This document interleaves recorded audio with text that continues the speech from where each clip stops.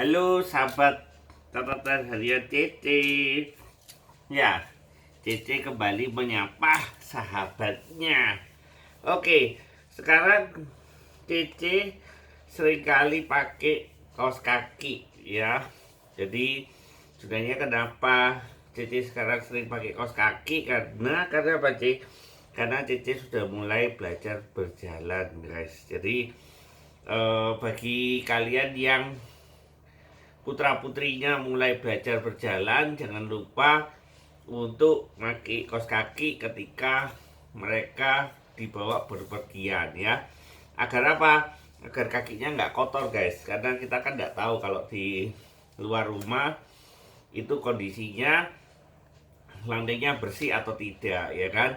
Selain itu juga kaos kaki ini juga akan melindungi dari si kecil dari benda-benda asing yang misalkan kena paku atau kena apa, ya kan. Karena itu usahakan pakai kaos kaki. Nah, kaos kaki yang seperti apa yang digunakan ketika si kecil itu mulai belajar jalan ya.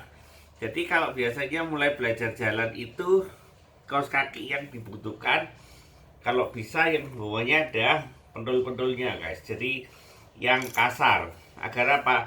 Agar ketika dia mulai belajar untuk melangkah itu dia tidak terpleset ya. Kalau kaos kaki yang seperti ini itu biasanya nanti mereka akan terpleset sehingga mereka akan takut kembali untuk berjalan, ya kan.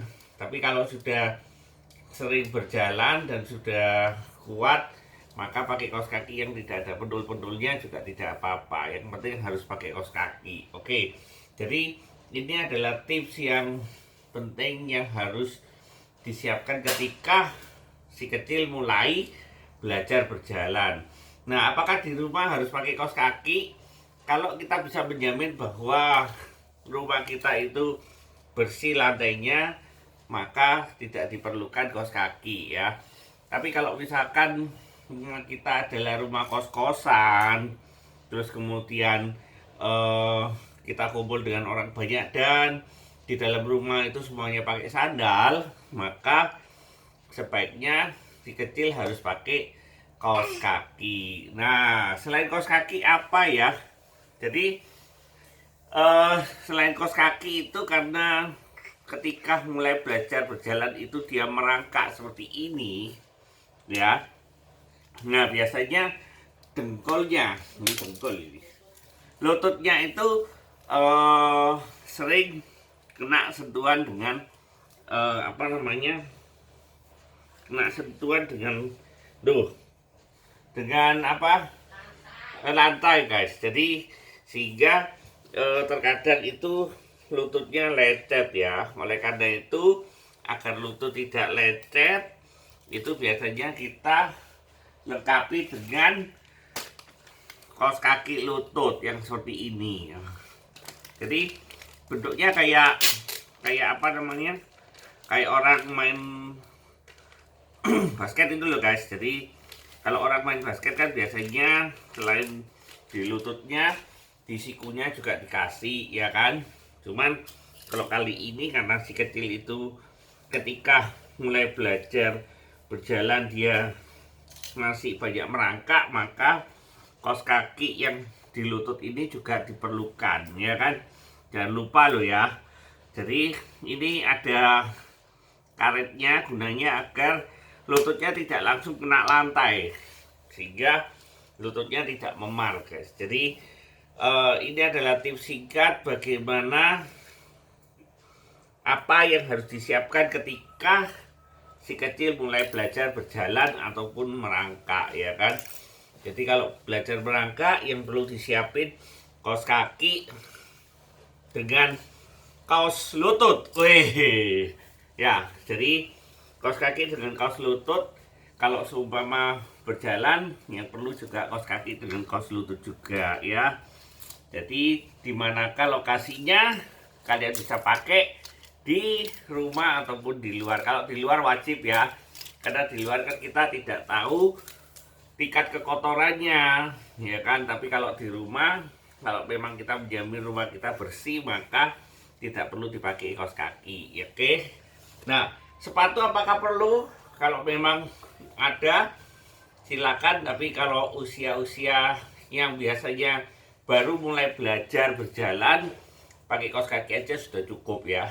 Karena kalau beli sepatu kecil-kecil itu nanti sebentar lagi sudah ganti lagi, sebentar lagi sudah ganti lagi, sehingga menurut Cici lebih efektif kalau hanya menggunakan kaos kaki aja. Kalau seumpama mau pakai sepatu lebih baik ya kan.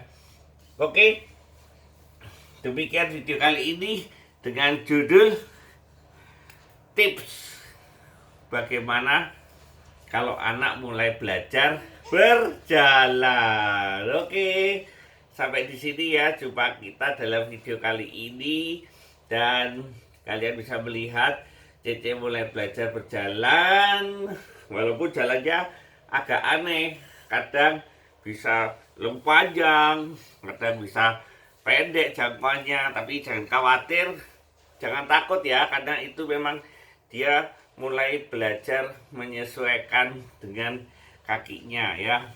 Jadi yang penting ketika dia mulai belajar berjalan atau merangkak, jangan dibiarkan sendiri ya. Jadi harus ada yang memantau, karena biasanya kalau dia capek melangkah biasanya bisa jatuh, ataupun ketika dia mulai belajar berjalan bisa jatuh. Oke, dadah, sampai jumpa di video-video catatan harian Cece berikutnya.